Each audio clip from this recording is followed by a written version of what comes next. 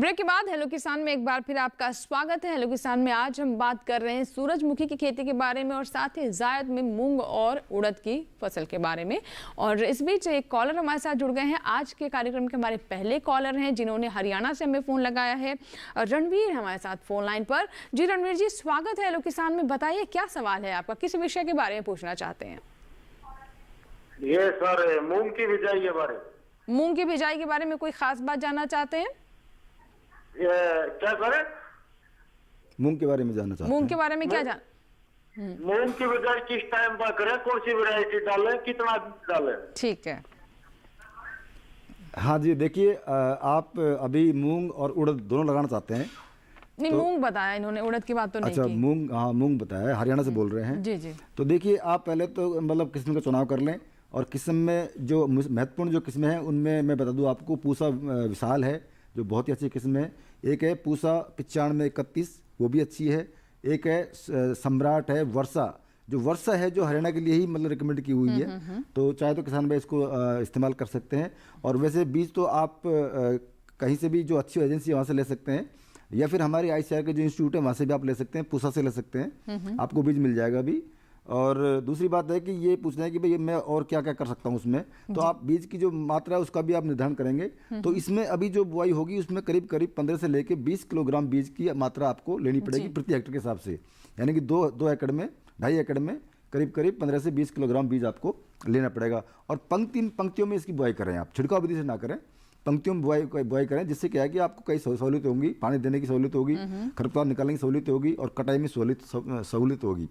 तो इसको किसान भाई पंक्ति से पंक्ति में बोएं, और पंक्ति से पंक्ति की जो दूरी है वो करीब 30 से लेके 35 सेंटीमीटर होती है, और पौधे से पौधे की दूरी जो होती है वो 15 से लेके 20 सेंटीमीटर होती है।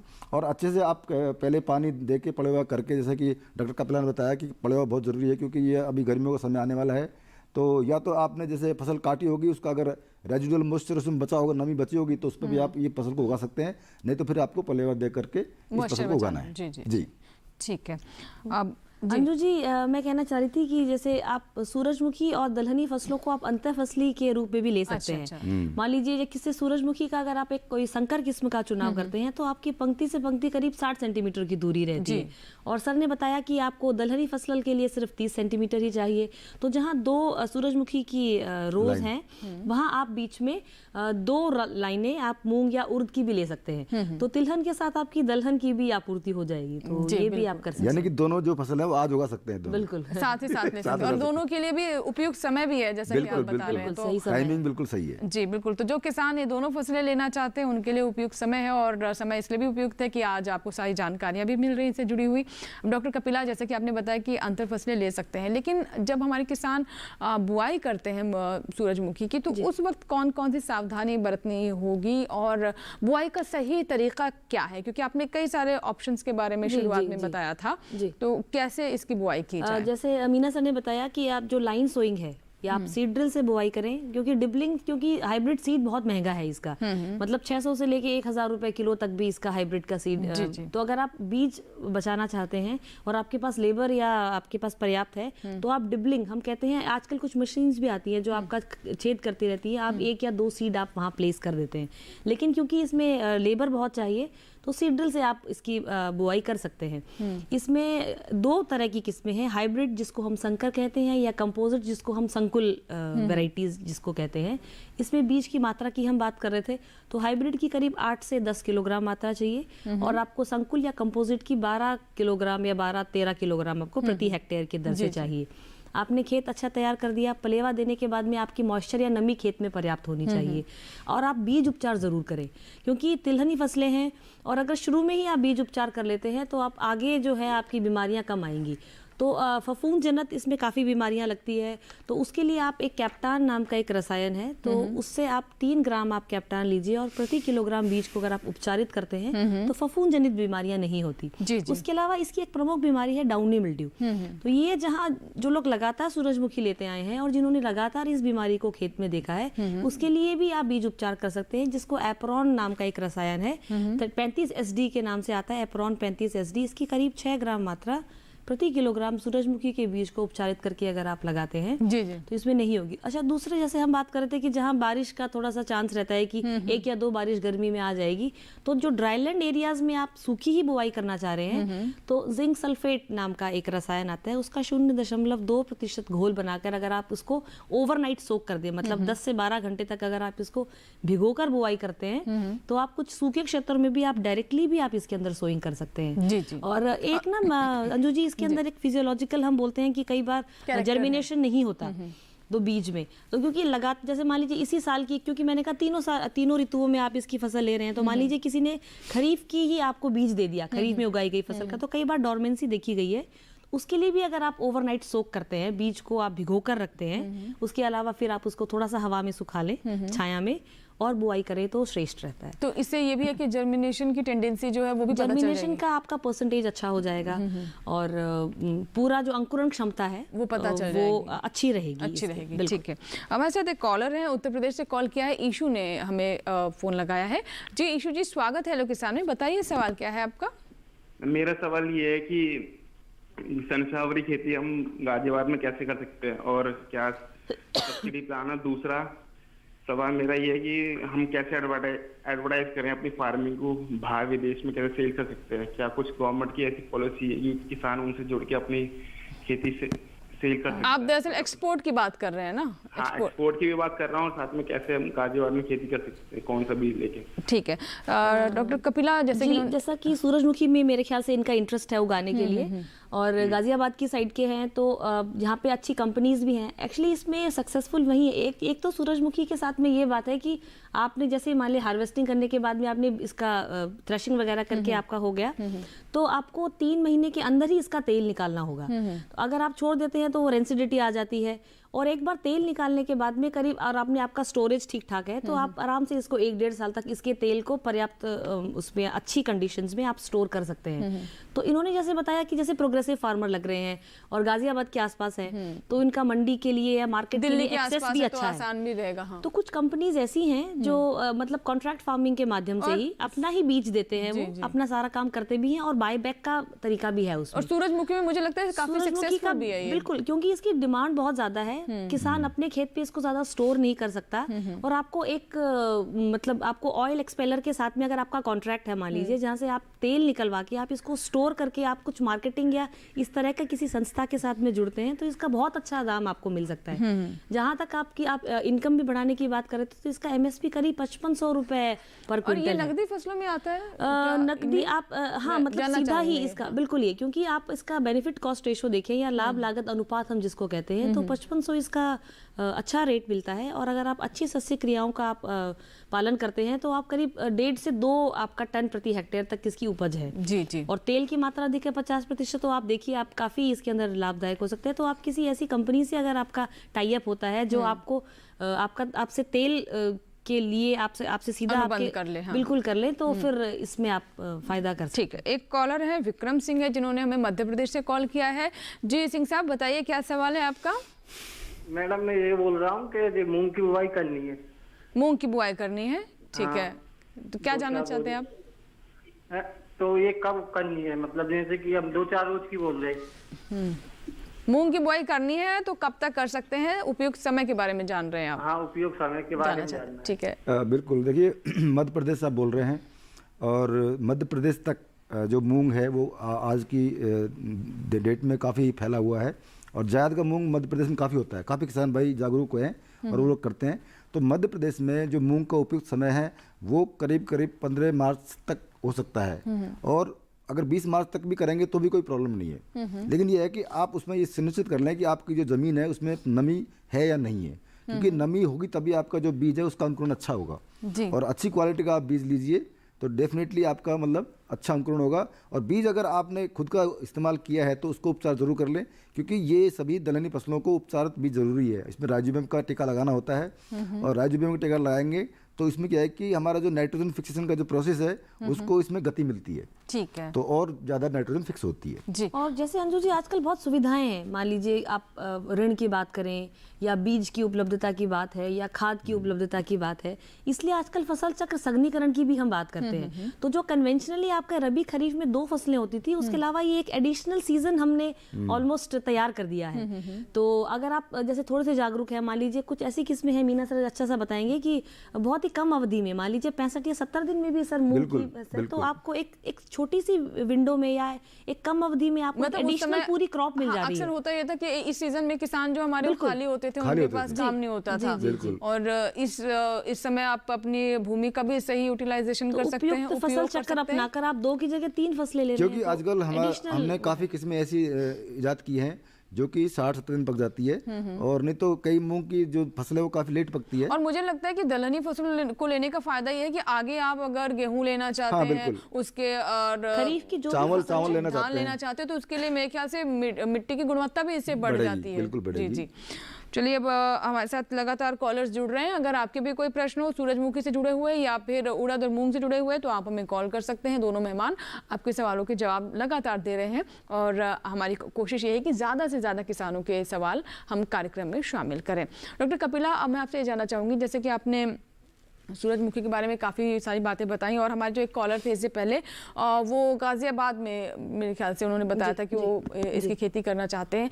तो इस फसल को लेकर किस तरह की भौगोलिक और जलवायु से जुड़ी जो स्थितियां हैं वो कैसी होनी चाहिए? क्या ये, क्योंकि मुझे जहाँ तक पता है कि ज़्यादातर हमने देखा है दक्षिण भारत में इसकी खेती ज़्यादा होती है, उत्तर भारत में उतना पारंपरिक तौर पर जैसे गेहूँ और धान और चने की खेती करते हैं उस तरीके से, और सरसों की करते हैं, वैसे सूरजमुखी की नहीं दिखाई पड़ती। जी देखिए, जैसे आपने दक्षिण के बारे में बताया, तो वहाँ पे इसको रबी की ऋतु में ली जाती है।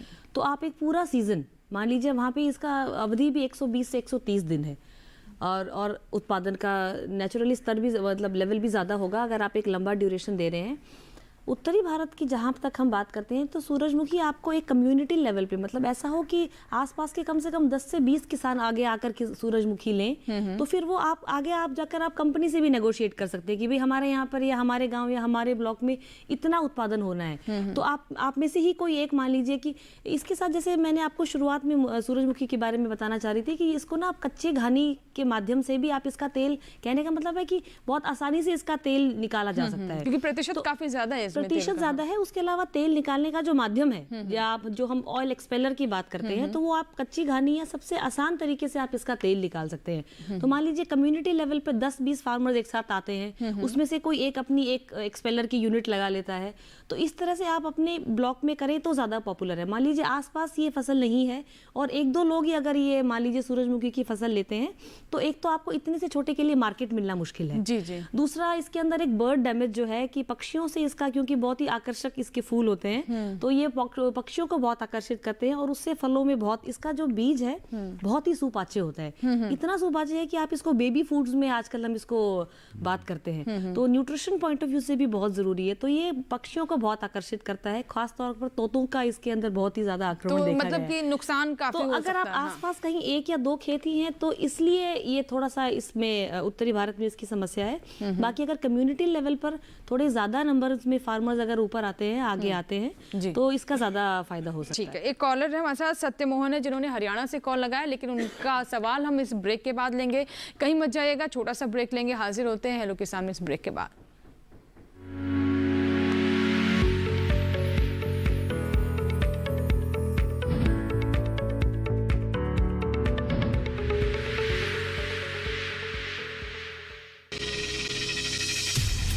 आपकी जीवन शैली और जीने के अंदाज को टटोलता कार्यक्रम, जहां हर दर्द के हमदर्द होते हैं हम और पूछते हैं आपसे, कैसे हैं आप? कैसे हैं आप? कैसे हैं आप?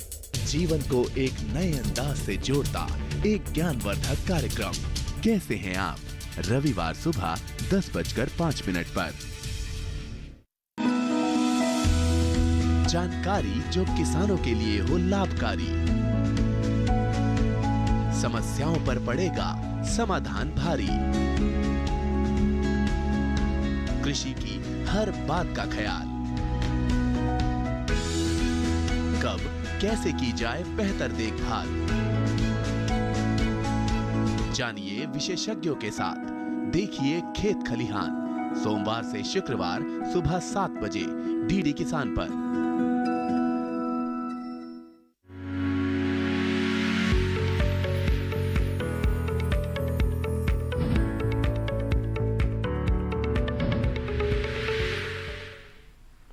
ब्रेक के बाद हेलो किसान में एक बार फिर आपका स्वागत है। आज हम बात कर रहे हैं सूरजमुखी की खेती के बारे में और जायद में उड़द और मूंग की खेती के बारे में। इससे जुड़ी बहुत सारी बातें हमने आप तक ब्रेक से पहले पहुंचाई। बहुत सारे कॉलर्स भी हमारे साथ जुड़े और इस बीच एक कॉलर हमारे साथ लगातार बने हुए ब्रेक से पहले, जिनका मैंने नाम बताया था। हमारे साथ सत्य मोहन जी हैं, जिन्होंने हरियाणा से फ़ोन किया है हमें। जी सत्य मोहन जी, बताइए सवाल क्या है आपका। हेलो। हाँ जी। जी नमस्कार सत्य मोहन जी, सवाल बताएं। सवाल ये जी, मूंग की कौन सी किस्म है जो एक साथ पके है जी, जिसकी कटाई एक साथ हो गया? बिल्कुल बिल्कुल, इन्होंने जो प्रश्न पूछा है वो ये है कि एक ऐसी किस्म बताई जिनकी कटाई एक साथ हो जाए। क्योंकि ज़्यादातर आपने देखा होगा कि दलहनी फसलें जो होती हैं उनमें क्या है कि फूल बनते रहते हैं, फलियाँ बनती रहती हैं, तो किसान भाइयों को 2-3 बार उनकी फलियाँ तोड़नी पड़ती हैं। लेकिन आज हमारे पास कई ऐसी किस्में हैं जिनकी मतलब जो तुड़वाई है वो 1 या 2 ही तुड़ाई होती है, उसमें किसान भाई ले सकते हैं। ये तो 100% तो नहीं है कि भाई एक साथ ही हम उसकी कटाई करें, लेकिन चाहे तो आप एक तुड़ाई कर सकते हैं, बाकी एक तुड़ाई में भी काम चल सकता है। तो इसके लिए मैं आपको कहना चाहूँगा कि हमारे जो पूसा इंस्टीट्यूट से निकाली हुई है पूसा विशाल वैरायटी है, वो बहुत अच्छी है। पूसा विशाल हाँ, और एक है पूसा 9531, ये भी अच्छी किस्म है, इसका भी आप इस्तेमाल कर सकते हैं। और एक है SML 668 यानी कि 668, वो भी किस्म अच्छी है। उसकी भी जो फलियाँ हैं लगभग एक साथ तैयार होती हैं, क्योंकि इनमें काफ़ी हद तक कंट्रोल किया हुआ है कि ज़्यादातर जो पुष्प है वो एक साथ बने और फलियाँ भी इनकी एक साथ बने और जो उनकी मैच्योरिटी जो होती है, जो फली पकती हैं वो भी एक साथ पकें। तो इसका आप जरूर मतलब ध्यान रखें। दूसरी बात यह है कि ये निर्भर करता है कि आपकी जो भूमि है उसमें कितना पोषक तत्व उसमें है या नहीं है, क्योंकि कई बार पकाई जो होती है फलियों की वो निर्भर करती है आपका पोषक तत्व और पानी पर। अगर आपके भूमि में, आपकी ज़मीन में काफ़ी मात्रा में पानी है और सफिशिएंट मात्रा में आपके पोषक तत्व हैं, तो इसका जो पकने का जो कार्यक्रम है वो फटाफट होता है। और ये फसलें जितनी भी होती हैं किस्में, ये क्या है कि 70 या 75 दिन में पक के तैयार हो जाती हैं। तो किसान भाई इनका इस्तेमाल कर सकते हैं और बीज को बिल्कुल बीज का उपचार करके ही बोएं। जी, तो आपने जो बताई किस्में, एक तो विशाल बताई, पूसा विशाल, दूसरा पूसा 9531 और SML 668 यानी कि 668। हाँ। इसमें मैं जानना चाह रही थी, मान लीजिए हम 1 या 2 पिकिंग हम मूंग की ले लेते हैं, जी, तो अगर उसके बाद भी मान लीजिए आप लेट हो रहे हैं खरीफ की बुआई के लिए, तो क्या हम उसको बिल्कुल चारे के रूप में ले सकते हैं या फिर हरी खाद के रूप में उसको कम में ले सकते हैं। मान लीजिए 2 पिकिंग लेने के बाद आप चाहे तो जो आपकी फसल है उसको खेत में मिला दीजिए, जिससे क्या होगा कि आने वाली फसल है उसके लिए खाद का काम करेगी वो। तो उसको 2 काम हो गए, एक तो आपने दाना के लिए ले लिया, दूसरा आपने हरी खाद के रूप में उसको ले लिया, और चाहे तो किसान भाई काट के अपने पशुओं को खिला सकता है।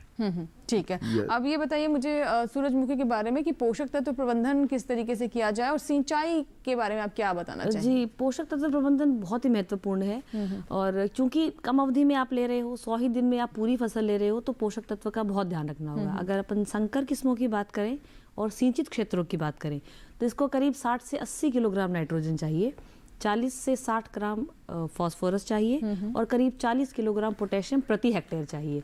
अब क्योंकि ये तिलहन फसल है तो इसमें आपको करीब मतलब 20 से 30 किलोग्राम सल्फर भी अगर आप बुआई के समय डालें तो बहुत श्रेष्ठकर है।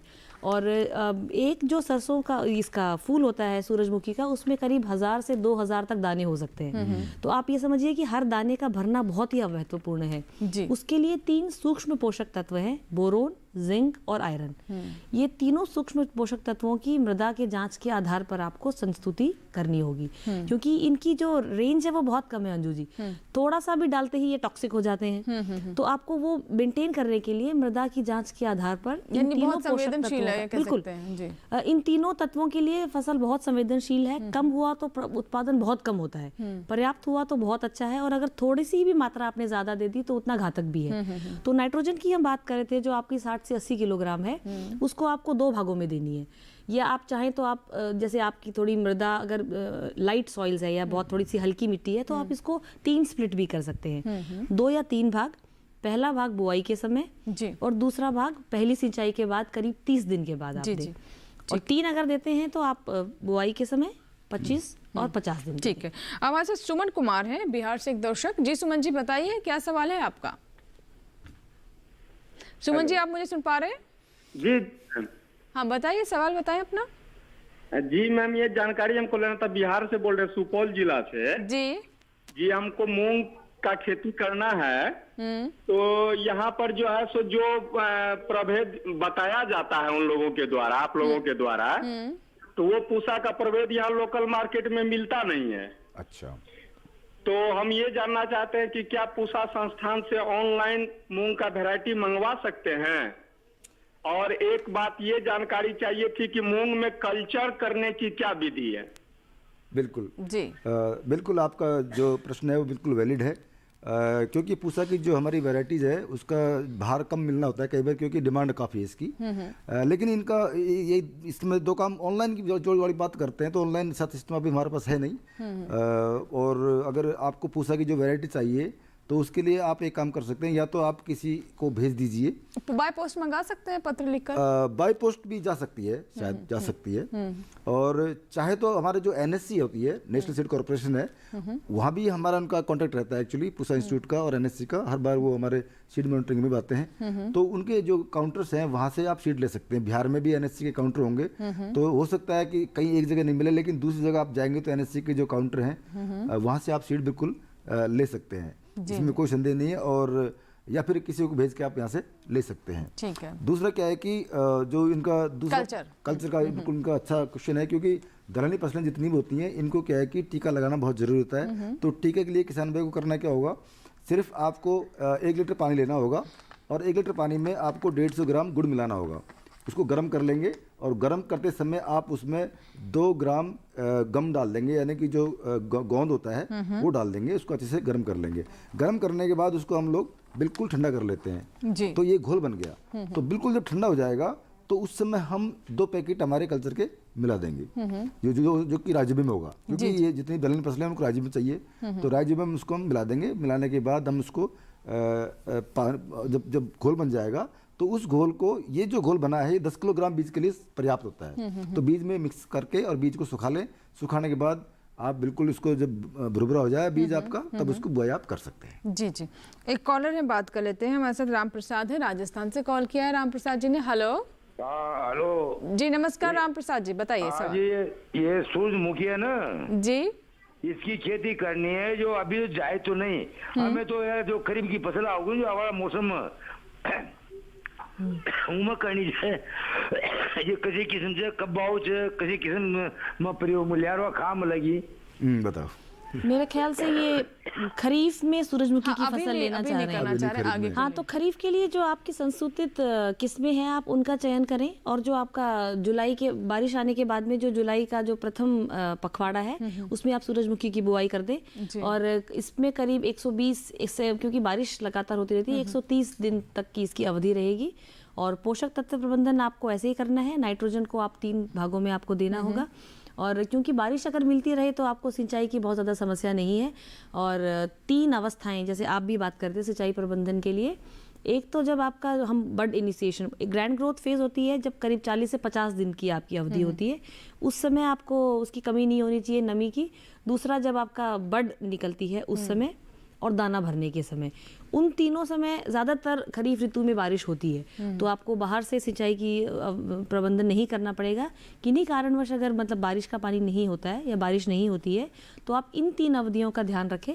बाकी आप सफलतापूर्वक राजस्थान में ये कर सकते हैं सफलतापूर्वक। थोड़ी सी इसके लिए हैवी सॉइल अगर है तो ज़्यादा अच्छा है। तो अगर आप यहाँ कहीं है, इन्होंने बताया नहीं कहाँ से बोल रहे हैं, राजस्थान बहुत बड़ा स्टेट है। जिला नहीं बताया आप हमारे साथ। तो अगर हाँ मान लीजिए नागौर के आसपास, तो हम एडवाइस नहीं करेंगे क्योंकि बहुत ही लाइट सॉइल है और पानी की बहुत ज्यादा इसमें। लेकिन अगर ये गंगानगर है या हनुमानगढ़ में है, इस एरिया में इसको बहुत आराम से इस फसल को खरीफ में लिया जा सकता है। ठीक है, तो राम प्रसाद जी, हम उम्मीद करते हैं कि आपके जो सवाल थे, जो आपकी आशंका थी, ज़रूर उसका समाधान हो गया होगा। और हमने आपको ये भी बता दिया, क्योंकि आपसे बात पूरी नहीं हो पाई है कि आप किस ज़िले से हैं राजस्थान के। तो अगर जैसा कि हमें डॉक्टर कपिल लाल ने बताया कि किस तरह की स्थितियों में इसकी फसल नहीं लेनी चाहिए, मिट्टी अगर हल्की है तो आप अवॉइड करें, कोशिश करें कि इसकी फसल ना लें। और हम आज दूसरा जो विषय है जायद में बात कर रहे हैं उड़द और मूंग के बारे में। तो मैं डॉक्टर साहब आपसे जानना चाहूँगी कि बुआई के बारे में तो आपने बता दिया, पोषक तत्व प्रबंधन भी बता दिया, लेकिन कई बार हम ये भी देखते हैं कि वीड्स की बहुत प्रॉब्लम होती है, इसमें खरपतवार भी काफ़ी हो जाते हैं, इसके बारे में क्या बताएं? जी देखिए, खरपतवार हमारी फसलों को नुकसान पहुँचाते हैं। एक तो वो क्या है कि हमारे पोषक तत्वों से कंपटीशन करते हैं क्रॉप के साथ में, दूसरा क्या है लाइट के लिए भी कंपटीशन करते हैं। तो ओवरऑल कहने का मतलब है कि खरपतवार यानी कि जो हमने फसल बोई है, यानी कि जो वैरायटी बोई है, उसके अलावा जो पौधा उसमें है वो खरपतवार कहलाता है। तो खरपतवार को निकालना बहुत आवश्यक है। तो खरपतवार को हम निकालने के लिए या तो अच्छी से जुताई कर दें, या फिर उसमें क्या करेंगे हम लोग, एक रसायन का इस्तेमाल भी कर सकते हैं।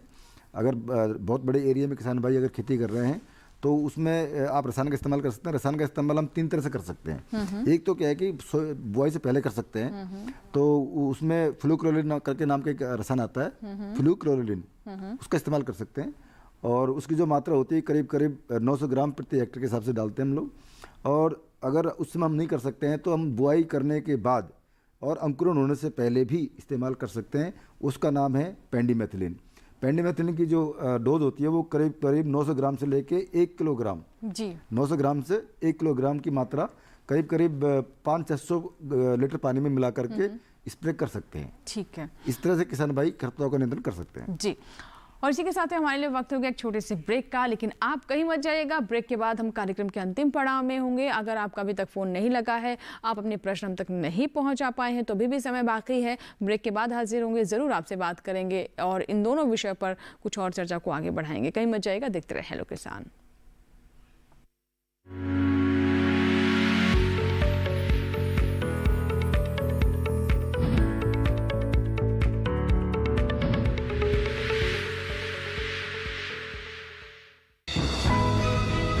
ये कामयाबी है अन्नदाता की, ये कहानी है खेत और खलिहानों की। कैसे करें अपने पशुओं की देखभाल, जानिए गांव-गांव के किसानों का हाल। देखिए गांव किसान सोमवार से शुक्रवार दोपहर 12:05 पर। महका घर आंगन, हरियाली से खिलेगा तन मन। छत पर छोटी सी बगिया, जरूरत भी पूरी, शौक भी पूरा। देखिए छत पर बागवानी, शनिवार सुबह 9 बजे।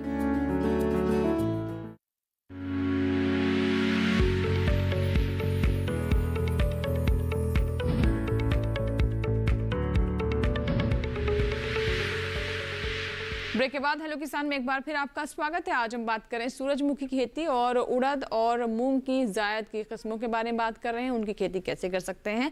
और इस बीच हमारे साथ एक कॉलर जुड़ चुके हैं जिन्होंने हमें उत्तर प्रदेश से कॉल किया है। निर्मल जी फोन लाइन पर हैं। हेलो।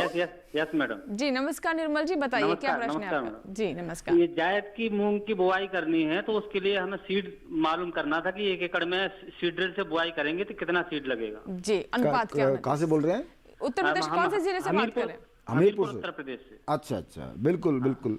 देखिए आप बिल्कुल जायद की फसल मूंग लगा सकते हैं और किस्मों का चुनाव आपने कर लिया होगा। अगर नहीं किया हो तो मैं बता दूंगा आपको, पूसा वैशाली है और पूसा 9531 है और PDN 11 भी है, सम्राट है। इनमें से कोई सी आप किस्म ले सकते हैं। और जो बीज की मात्रा इन्होंने पूछा है, सीड्रिल में अगर आप बीज लगाएंगे तो उसमें कम मात्रा लगेगी। तो आपको 15 से 16 किलोग्राम ही बीज की आवश्यकता पड़ेगी इसमें जायद के लिए। और बाकी अगर आप छिड़काव विधि से करेंगे तो बीज की मात्रा ज़्यादा होगी और उसमें अंकुरण की कोई भी गारंटी नहीं होगी। लेकिन सीड्रिल से बिल्कुल, सीड्रिल से आप अगर बुआई करेंगे तो आपको बिल्कुल उसमें अच्छे से आपके सीड गिरेगा और सीड का अंकुरण भी अच्छा होगा और यूनिफॉर्म होगा। जी जी। सभी तरह के सीड उसमें, सभी सीड उसमें उगने की क्षमता रखते हैं। और सही गहराई पे 4 से लेके 5 सेंटीमीटर की गहराई पे बीज बोएंगे तो अच्छा इसका अंकुरण होगा। ठीक है डॉक्टर कपिला, अब सूरजमुखी पर भी बात कर लेते हैं। मुझे ये बताइए कि कई बार ये भी हमारे किसानों की कोशिश होती है या फिर कंसर्न रहता है कि जो तेल की मात्रा है वो बीजों में कैसे बढ़ाई जा सकती है? क्या कोई ख़ास पोषक तत्व हैं या फिर कोई ख़ास बातें हैं जिनका ध्यान रखें अगर, या किस्में हैं ऐसी जिससे ज़्यादा तेल मिल सकता है, अनुपात बेहतर हो? बिल्कुल, क्योंकि अंतिम उत्पाद ही तेल है तो ये तो किसानों की कंसर्न होगी ही। जी जी। तो उसमें जैसे पोषक तत्व की भी बात है और कुछ और आप प्रबंधन भी कर सकते हैं। तो जैसे पोषक तत्वों में हम नाइट्रोजन, फास्फोरस, पोटेशियम की तो हमेशा ही बात करते हैं। उसके अलावा तेल के साथ जो डायरेक्टली रिलेटेड है या जो तेल को बनाने में पौधों को हेल्प करता है वो है सल्फर। तो सल्फर की अगर आप करीब 20 से 25 किलोग्राम, वैसे तो कहते हैं कि 3 फसलें जब आप लेते हैं तो किसी एक भी फसल में अगर आप 40 किलोग्राम सल्फर प्रति हेक्टेयर डाल देते हैं तो वो 1 साल के लिए पर्याप्त माना जाता है। तो सूरजमुखी की या किसी भी तिलहन फसल के लिए आप सल्फर का उपयोग करें। जी जी। और जो दाने भरने की जहाँ तक बात है तो 30 दिन पे और 60 दिन पे आप एक, हम बोलते हैं NAA, नेफ्थेलिक एसिटिक एसिड, उसकी आप करीब 40 ppm का घोल बनाकर अगर आप 2 छिड़काव कर देते हैं तो दाने बहुत भरते हैं और तेल की मात्रा भी बढ़ती है। हमारे साथ कॉलर श्रीराम कुमार है जिन्होंने बिहार से कॉल किया है। जी कुमार साहब, सवाल बताएंगे? जी हाँ मैडम। जी नमस्कार। नमस्कार। नमस्कार जी बताएं, प्रश्न क्या है आपका?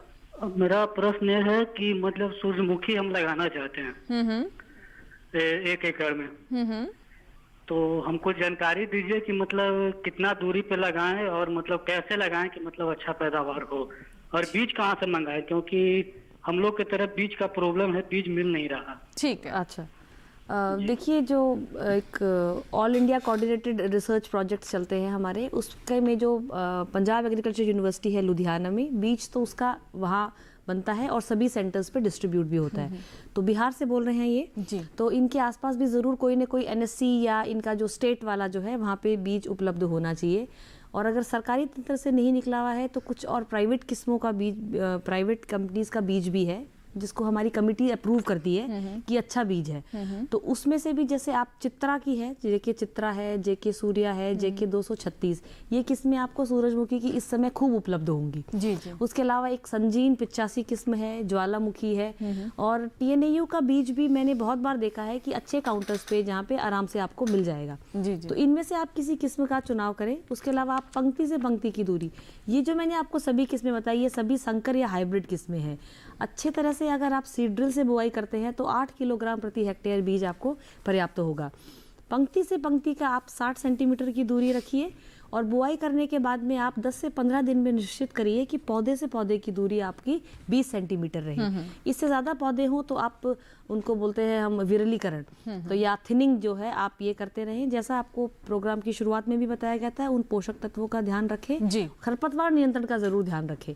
बारिश क्योंकि लगातार हम इसमें अगर होती है या पानी क्योंकि आप देते हैं समर मौसम में, तो आप एक, जैसा कि डॉक्टर साहब ने भी बताया, पेंडिमिथिलीन आप एक बुआई के बाद और अंकुरण से पहले दे सकते हैं। उसके अलावा एक सरमेट नाम का एक खरपतवार नाशक है, उसकी करीब 2 से 3 किलोग्राम प्रति हेक्टेयर अगर आप 20 से 25 दिन पे अगर आप लगाते हैं तो उससे भी आपको, और निराई गुड़ाई आप निरंतर करते रहें। ठीक है तो डॉक्टर। अच्छा जी डॉक्टर मीणा, अब आप भी बता दीजिए कि जो हम मूंग और उड़द की बात कर रहे हैं, इसमें रोग और कीट कौन कौन से लग सकते हैं? हाँ देखिए, जो जायद की फसल है उसमें वैसे तो कमी संभावना होती है कि हानिकारक कीट लगने की, क्योंकि हमने देखा है कि रबी खरीफ के तुलना में जायद में कम से कम इसमें हानिकारक कीटों का प्रकोप देखने को मिला है और कम से कम रोग देखने को मिला है।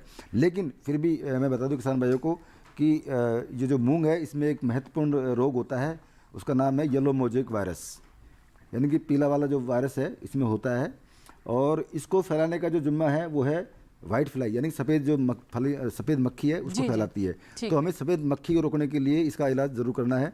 तो उसके लिए सिर्फ 15 दिन 20 दिन बाद हम एक इमिडाक्लोप्रिड का छिड़काव कर देंगे तो इसका प्रकोप नहीं होगा। ठीक है, बहुत बहुत शुक्रिया आप दोनों मेहमानों का। आपने बहुत ही विस्तार से और बहुत ही रोचक तरीके से हमारे किसानों के सवालों के जवाब भी दिए, और इन दोनों ही फसलों से संबंधित जो बातें थी वो भी आपने हमारे दर्शकों तक पहुँचाई। धन्यवाद। धन्यवाद। धन्यवाद। और उम्मीद करते हैं कि आज जो भी बातें हमने इस कार्यक्रम में की हैं और जिन कॉलर्स के सवालों के जवाब दिए हैं उनसे ज़रूर आपको फ़ायदा होगा। आप भी अगर जायद की उड़द या मूंग की खेती करना चाहते हैं या फिर सूरजमुखी की खेती करना चाहते हैं तो पहले से आपकी तैयारी रहेगी। और अगर आप चाहें तो हमें कॉल भी कर सकते हैं, हमें ईमेल भी कर सकते हैं, इसके बारे में हम आगे आपको विस्तार से जानकारी देंगे। लेकिन पहले आप जान लें कि कल हमारा विषय क्या है, जिससे जुड़े हुए कल हम आपके सवाल कार्यक्रम में शामिल करेंगे। कल का विषय आधुनिक तकनीकी द्वारा कुक्कुट पालन, और दूसरा विषय होगा मधुमक्खी पालन पारंपरिक कृषि के साथ आधुनिक व्यवसाय, यानी इससे हमारे किसानों की आय में और वृद्धि हो सकती है और एक और आय का विकल्प रहेगा। और आप चाहे तो हमें ईमेल कर सकते हैं अपने सवाल एडवांस में ही, पहले हमें ईमेल कर दें hellokisan2015@gmail.com हमारा ईमेल एड्रेस है जिस पर आप अपने सवाल ईमेल कर सकते हैं। इसके अलावा भी आपके पास दूसरा विकल्प है, सोशल नेटवर्किंग के से भी आप हमें संपर्क कर सकते हैं। आप फेसबुक पर हमें फॉलो कीजिए, हमारे साथ जुड़िए, आप मैसेंजर के माध्यम से अपने सवाल पहुंचा सकते हैं या फिर फेसबुक जो पेज हमारा उसे फॉलो कर आप वॉल पर भी सवाल लिख सकते हैं, वो सवाल भी हम तक पहुंच जाएंगे। तो ये एक और आसान तरीका है। और उससे भी ज़्यादा आसान तरीका आपको और बता दें, डीडी किसान कॉल सेंटर नंबर 1800113060, सोमवार से शनिवार इस कार्यक्रम के बाद भी आप इस नंबर पर कॉल कर सकते हैं और अपने प्रश्न रिकॉर्ड करवा सकते हैं। सुबह 6 से रात 10 बजे तक ये नंबर आपके लिए उपलब्ध रहेगा और उन प्रश्नों को फिर हम कार्यक्रम में जगह देंगे।